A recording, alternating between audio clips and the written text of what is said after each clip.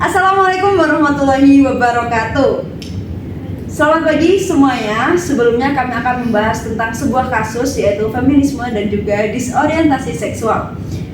Feminisme, sebuah gerakan yang memperjuangkan kesetaraan gender, telah mengalami berbagai evolusi sejak kelahirannya. Namun, bagaimana gerakan ini dipandang dan diterima oleh konteks Islam? Banyak yang berpendapat bahwa prinsip-prinsip feminisme yang bisa sejalan dengan nilai agama Islam, setara yang lain melihat adanya kontradiksi yang mendasar. Selain itu, kita juga akan membahas mengenai disorientasi seksual. Bagaimana Islam memandang disorientasi seksual? Apakah ada ruang untuk penerimaan ataukah ada batasan yang tegas? Melalui podcast ini, kami akan berdiskusi lebih lanjut tentang feminisme dan disorientasi seksual di Indonesia, serta bagaimana sudut pandang Islam terhadap kedua fenomena ini.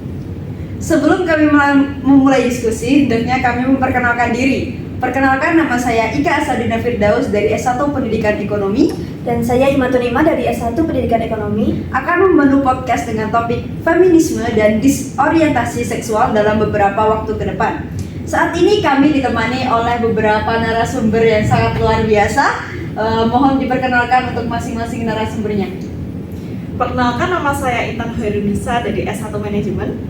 Perkenalkan, saya Dara Dipanajawati dari S1 Pendidikan Ekonomi. Kalau saya Ania Dini dari S1 Akuntansi. Oke, karena kita di sini akan membahas tentang feminisme dan juga disorientasi seksual. Sebenarnya menurut kalian sendiri itu feminisme itu apa sih? Dimulai dari Mbak Intan dulu deh, coba. Sebenarnya ya, kalau menurut bahasa sendiri, feminisme itu berasal dari bahasa Latin yang artinya itu perempuan gitu.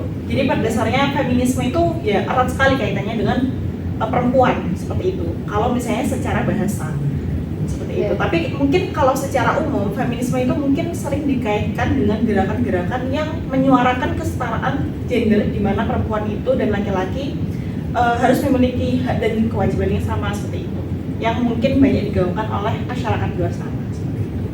Kalau menurut Mbak Dara lagi sendiri gimana?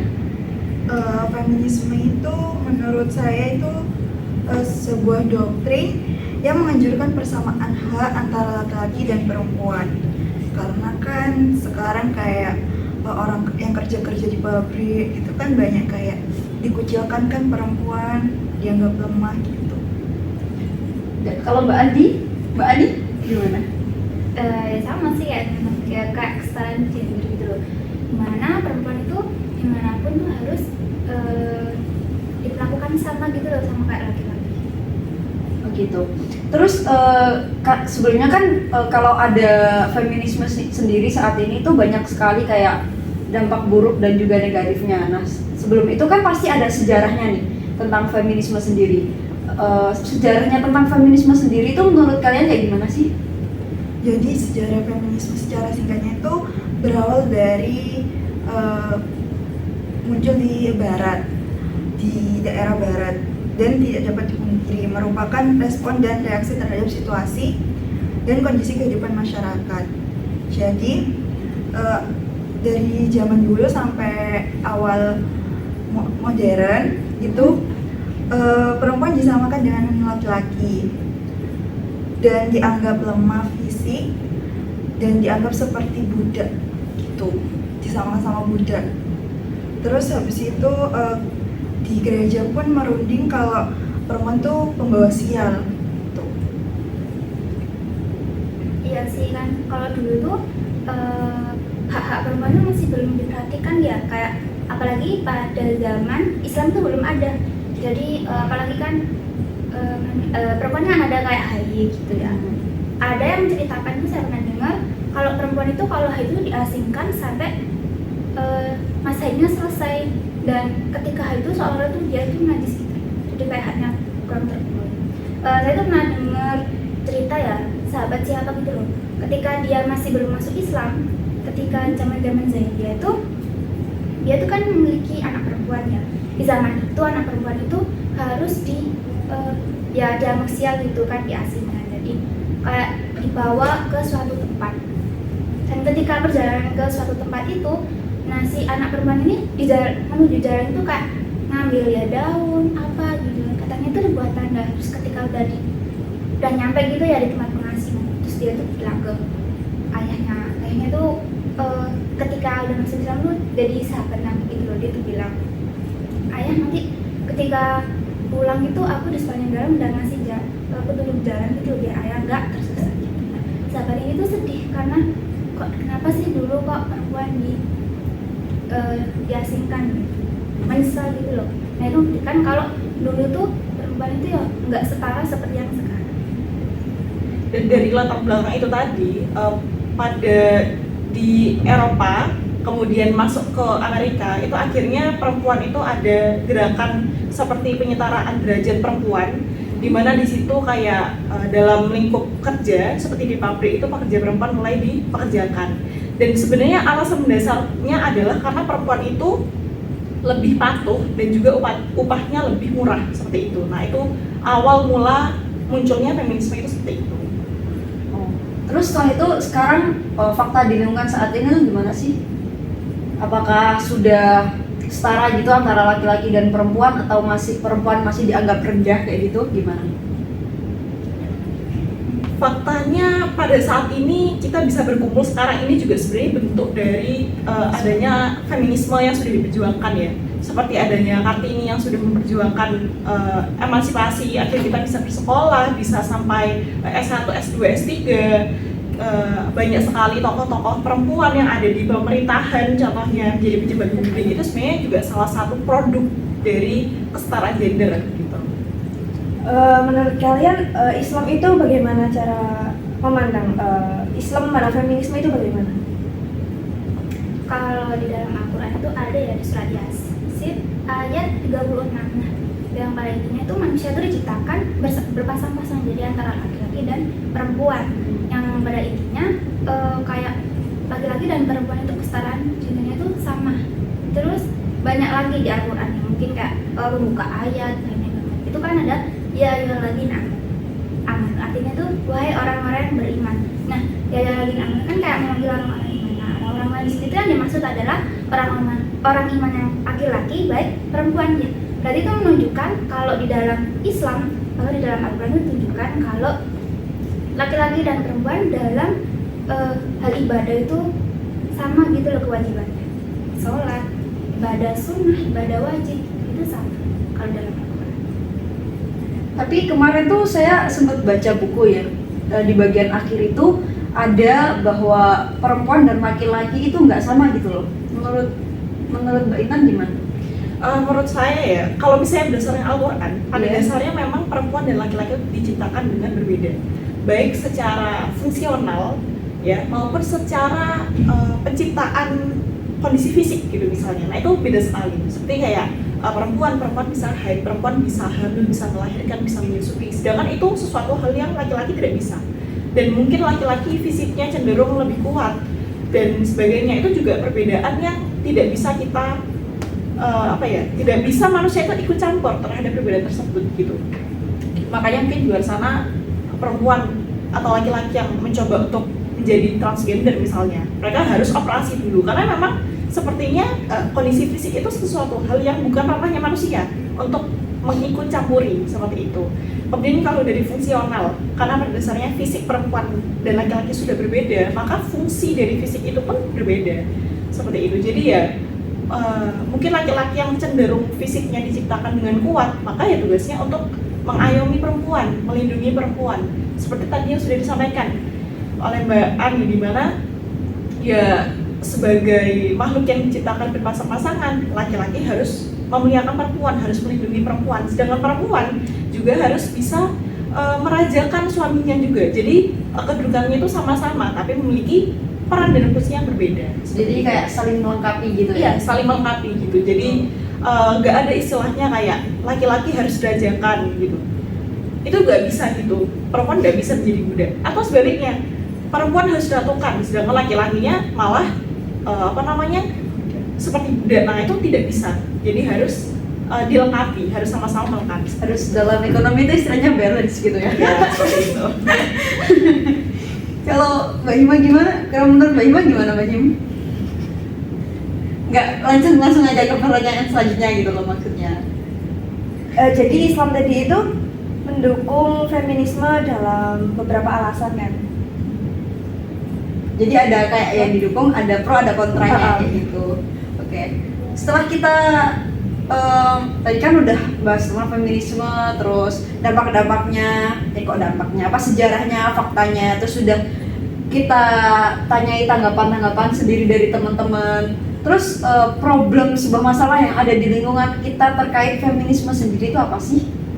Sebenarnya ya, tidak semua poin-poin dalam feminisme ini semuanya benar atau semuanya salah, itu tidak juga. Yang benar adalah mungkin feminisme dengan adanya emansipasi yang diperjuangkan oleh ibu kita Kartini ya, itu bisa membuat kita bisa berpendidikan setara dengan laki-laki. Kita mempunyai kesempatan kerja yang sama dengan laki-laki. Tapi yang salah adalah ketika feminisme ini mencampuri terlalu jauh gitu.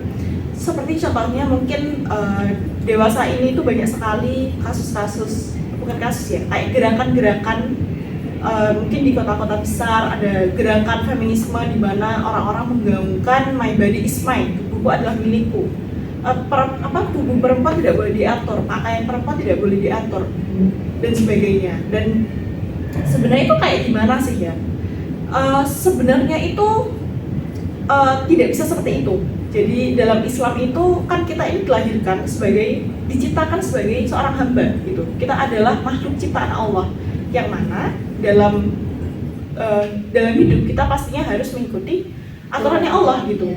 Jadi kita harus mengikuti Al-Quran dan hadis yang sudah Allah turunkan kepada kita semua seperti itu. Dan kalau dalam Islam sendiri ya tentunya kita harus mengikuti aturan berpakaian yang telah dimiliki oleh Islam seperti itu. Jadi ya kita harus menutup aurat. Jadi tidak boleh kita bebas menentukan sendiri pakaian kita harus seperti apa, itu tidak bisa. Jadi kita harus mengikuti syariat yang ada. Dan juga kita harus bisa bertanggung jawab dengan baik oleh tubuh dan pakaian kita sendiri. Seperti itu. Jadi kita tidak boleh benar-benar bebas tanpa mengikuti aturan syariat yang ada seperti itu. Oke, karena di Islam sendiri tuh udah ada tuntunannya gitu loh. Begitu. Oke. Kalau menurut Mbak Dara dan Mbak Ani sendiri gimana? Mbak? Kalau di sekitaran mungkin kayak laki-laki kan memandang wanita itu kayak lemah, terus habis itu jadi laki-laki ini kayak gampang ngebully. Jadi kayak gimana ya, jatuhnya tuh kadang Suka semena-mena gitu. iya, jadi menganggap wanita ini kayak rendah, terus harga dirinya juga bisa hilang. Iya sih. Bahkan nih sesuai contoh di sekitar, kalau misal kita mengendarai sepeda, mobil gitu kan, responnya masyarakat gitu beda. Kalau misal yang cowok sama cewek, Iya. itu kan Di lingkungan kampus juga mungkin ya. iya. Maksudnya beda tuh gimana? Beda, misal kalau cewek kan kadang kalau misal mau parkir, oh itu yang parkir cewek gitu. Enggak. Enggak. Maksudnya Kalau- ceweknya tuh lebih diprioritasin atau Enggak. lebih disisihkan Dipandang gitu? jelek. Dilemahin gitu. Kayak itu misal- kayak ibu-ibu. Iya, iya, bener. kanan kiri. Tapi kalau soal itu mungkin kita sepakat ya, kalau itu juga salah. Jadi tidak bisa dibenarkan yang begitu. Tapi bukan hanya ibu-ibu kok, bapak-bapak juga gitu. Iya. Nah, itu yang perlu di-highlight gitu. Bahwa Semua sama. ya, kriminalitas dilihat oleh pelakunya bukan gendernya. Nah, itu Oknum Ini guys, seperti oknum. itu. Iya. Bukan generalnya. Kalau menurut Mbak Ani sendiri gimana Mbak Ani? Kalau di tempatku tuh lebih banyak itu kayak perempuan gitu ya, dipandangnya tuh ngapain sih sekolah tinggi-tinggi kan Oh iya, landingnya bener di banget dapur. itu sih. Iya. Itu banyak loh di kampung di daerah sana ya. Bahkan yang SMP tuh banyak nih kamu udah jadi gak ngandelin sekolah. SMK itu pun jarang.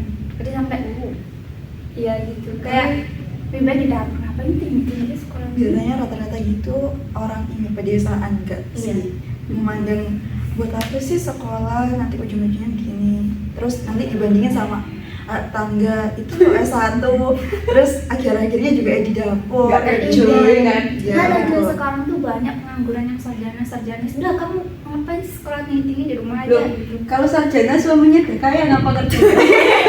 Tapi pada dasarnya semua itu kita diperlukan bahkan untuk mendidik anak pun Iya, iya, kita perlu benar. ilmu itu. Iya. Karena ibu sendiri itu majelis apa itu namanya, aku lupa, guru pertama kali untuk anak gitu. Aku pernah denger gitu, cuman lupa dalilnya apa. Soalnya kan kalau ibu kan ibu sendiri waktu anaknya di kandungan ya udah kayak berbicara, udah mengajarkan hal-hal kepada anaknya. Kalau ibunya sendiri tidak berpendidikan, gimana antar anaknya gitu loh. Kayak gitu. Ya maka itulah pentingnya penyetaraan pendidikan baik bagi perempuan dan laki-laki, ya poinnya di situ. Biar laki-lakinya bisa mencari nafkah dengan baik dan perempuan bisa mendidik anaknya dengan baik. Ya maka dari itu ya peran antara laki-laki dan perempuan itu harus apa ya? Sama-sama saling melengkapi, saling Iya, mendukung iya. seperti itu. Kira-kira ada lagi nggak yang perlu dibahas gitu terkait dengan feminisme? Soal feminisme, mungkin kalau penyimpangan yang terjadi ya, yang tadi yang saya bahas yang terlalu jauh itu salah satunya adalah ada juga feminisme itu yang terlalu jauh sampai akhirnya mendukung pada yang namanya disorientasi seksual yang akan kita bahas juga itu. Oh iya sih. Disorientasi seksual di sini tuh apa sih yang dimaksud? Apakah kayak gay atau perubahan transgender kayak gitu, gimana menurut kalian? Kalau menurut saya disorientasi seksual tuh seperti LGBT. Kan sekarang kan banyak orang yang ngedukung kayak LGBT. Bahkan meskipun kayak ada orang juga yang bilang kalau LGBT itu gini-gini di dalam Islam, itu kayak ya udahlah ini kan hidupku. Terus kayak ngapain mau ngatur-ngatur? Aku loh kayak harus nyaman gitu loh LGBT. Udah gak usah diatur, mungkin kayak gitu. Pada dasarnya LGBT itu disorientasi. Namanya disorientasi kan berarti tidak sesuai pada tempatnya gitu kan. Sedangkan sudah jelas kita sebagai manusia diciptakan oleh Allah itu sebagai perempuan dan laki-laki. Sudah cukup dua gender. Gitu. Dua jenis kelamin saja, tidak ada lebih daripada itu. Ya memang ada kasus kesehatan yang memang itu sudah dari lahir ya mereka mungkin diciptakan dengan dua kelamin dan sekian. Mungkin ketika pelajaran biologi dulu pas SMA mungkin sudah pernah dipelajari ya. Jadi memang kasus-kasus seperti itu yang kondisi kesehatan itu memang ada. Tapi kebanyakan yang terjadi di masyarakat sekarang adalah yang disebabkan oleh masyarakat sosial itu sendiri gitu. Jadi itu semua lebih banyak dari masyarakat sosialnya. Jadi penyimpangan yang seharusnya hanya perempuan dan laki-laki yang berpasangan, ini malah jadi tadi LGBT, laki-laki dan laki-laki, perempuan dan perempuan, dan itu adalah fenomena yang sangat menyeramkan di zaman sekarang. Iya sih. Padahal itu kan udah ada di dalam Al-Quran bahwa itu dilarang gitu loh. Udah ada sebuah peristiwanya dan itu di kaumnya Nabi Lut kan itu, yang mereka kaum Sodomi itu yang laki-laki sama laki-laki, perempuan sama perempuan, akhirnya itu buminya dibalik kayak gitu. Ya. Apa mereka itu nggak berpikir gitu loh? Kok bisa kayak apa gitu? nggak belajar dari kisah dahulu terus diambil pelajaran tuh zaman sekarang, kenapa kok malah melakukan kayak gitu, suka sama-sama jenis. Kalau nggak percaya. Iya sih juga. Nggak, kalau mereka nggak belajar agama ya kayak gitu mungkin ya. Bukannya ngejudge sih, tapi hal tersebut tidak sejalan gitu loh dengan agama yang kita anut, sejalan dengan Islam kayak gitu. Tapi kayaknya sebagian besar oknum-oknum yang LGBT itu kayak dibutakan gitu loh, tau nggak? Jadi kayak mau diomongi gimana pun, segimanapun ngomongnya sampai bawa agama mungkin tetap teguh sama pendiriannya gitu loh. Kan nggak, Udah dibutakan setan. Iya. kan ada beberapa orang yang mereka tuh kayak udah dikasih kayak sebuah ilmu tuh, ada yang bisa kayak mengamalkan, tapi kadang ada juga dia tahu tapi kayak ya udah cuma sekedar tahu tapi nggak bisa diingetin gitu, kayak tadi yang diingetin itu tapi ya udah aku kan kayak gini. Iya. Kalau sekarang kayak masih apa ya, itu adalah hal yang kok bisa sih kayak gitu, kok bisa sih.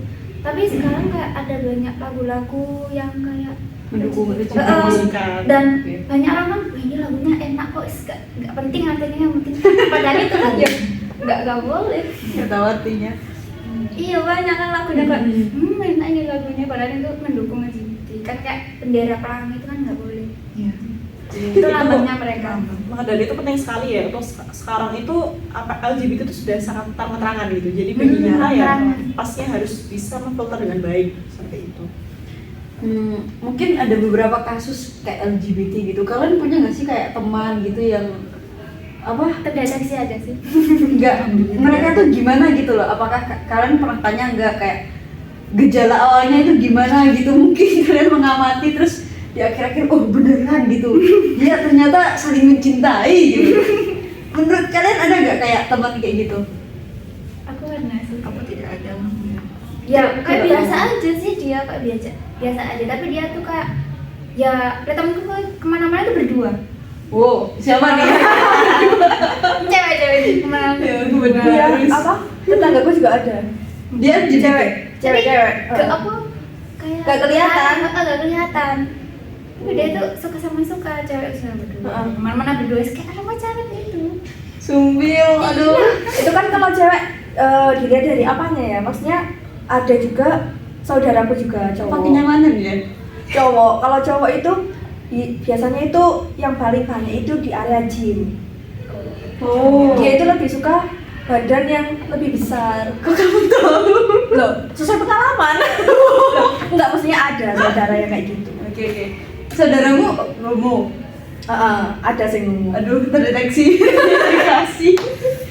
Tapi uniknya ya, ada fakta yang menunjukkan bahwa memang ada istilah lagi namanya kalau nggak salah same sexual attraction (SSA), di mana memang bisa terjadi suatu kondisi di mana perempuan atau laki-laki itu merasakan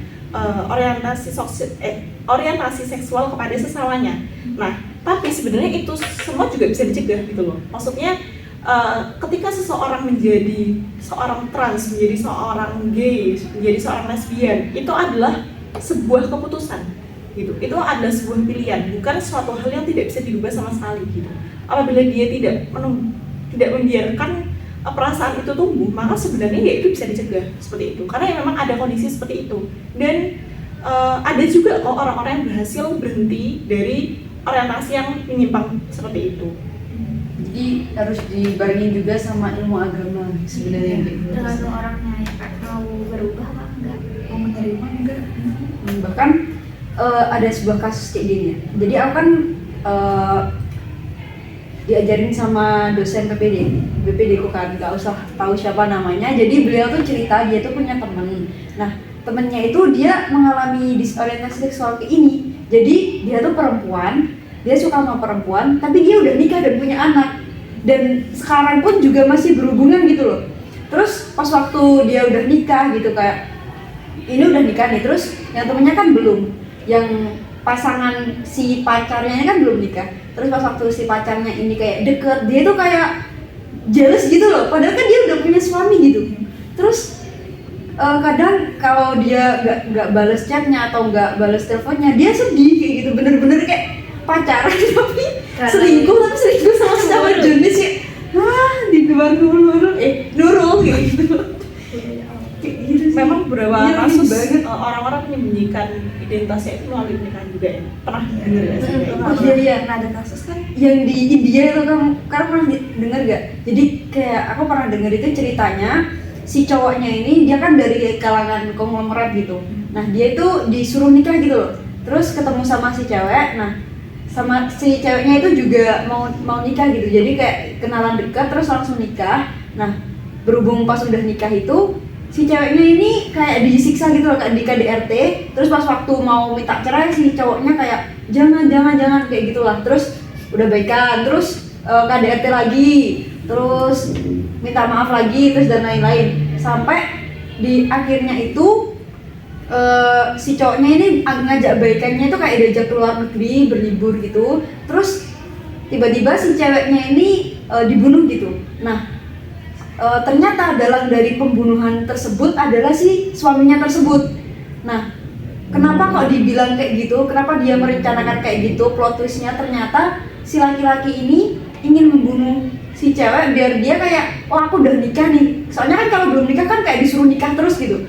Karena kan terus pas waktu dia kan kayak disuruh nikah terus. Nah kalau udah nikah terus istrinya meninggal karena kecelakaan atau dibunuh tadi kan, oh ya udah berarti aku nggak mau nikah lagi karena pandangan orang-orang aku masih mencintai si dia nih kayak gitu. Terus ternyata kayak gitu lah, pokok intinya ternyata di akhirnya tuh terindikasi bahwa si cowoknya itu tadi memiliki pacar, woi. Cowok sama-sama cowoknya. Jadi itu sangat menyimpang sekali. Kalau menurut kalian gimana kayak gitu tuh? Ya itu fenomena yang sangat menyeramkan ya, karena di titik dimana tidak hanya menyimpang saja orientasi seksualnya, tapi juga bahkan seseorang yang membunuh demi memuaskan nafsunya saja gitu loh. Dan itu sangat-sangat apa ya, sayangnya itu sekarang di zaman sekarang itu sudah sangat merajalela ya, sudah sangat familiar Di jalan pun ya. Itu sekarang banyak kasus seperti itu. sangat tidak banget. Terus kan aku denger itu tuh anak pondok ya. Kan Mbak Ani juga lulusan pondok gitu. Aku pernah dengar sebuah kasus di mana anak pondok ini ada yang gay atau lesbian gitu. Gimana sih menurut kalian? Di pondok di luar sana ya, kalau di pondok saya sendiri Nggak ada. nggak ada ya. Tapi kalau di luar sana saya pernah dengar memang ya ada kasus di mana kayak apa, sesama teman itu kayak adik kakaan gitu istilahnya, tapi mereka sebenarnya itu kayak ya punya hubungan seperti itu, semacam itu. Jadi kayak mereka nyebutnya itu adik kakaan, tapi padahal sebenarnya itu tuh hubungan romantis sesama jenis gitu. Itu saya pernah dengar teman saya yang mondok juga di luar sana itu ada yang seperti itu juga. Gitu. Mungkin karena faktor itu ya, mereka kayak menjaga diri agar tidak berhubungan dengan lawan jenis, karena itu kan mendekatkan mendekatkan diri pada zina ya. Tapi karena hal itu mereka jadi kayak itu enggak sih, kalau gue nggak boleh sama dia ya udah sama yang sama aja kayak gitu, apa gitu atau gimana? Bisa jadi mungkin ya. Karena kayak menurut Mbak Ani gimana, menurut Mbak Dara juga? Kalau aku ya di pondok itu temen ada itu sih yang lesbi itu, dia tuh kayak berdua kemana-mana, terus di kamar tuh mesti berdua kayak ini di pondok. Jadi kan kalau di pondok kan datengin kayak deket gitu loh, di kamar gitu kan deket sih lah. Mereka tuh di kamar berdua, kemana berdua pokoknya. Oh nggak pernah nanya apaan itu di situ kayak satu pondok itu loh lesbi gitu. Terus kalau dari nggak pondok itu melakukan penjagaan, jadi kayak dipisahin gitu mereka berdua. Pindah pondok gitu atau gimana? Enggak sih, kayak ya dikasih kesibukan gitu. Gitu. Pokoknya dipisahin lah. Nah, dari permasalahan yang banyak tadi itu apa solusinya menurut kalian? Mungkin kayak dari pemerintah juga apa ya, kayak membuat suatu organisasi atau gerakan yang ngebuat kayak sosialisasi mungkin, atau tentang suatu kegiatan yang buat kaum kayak gitu.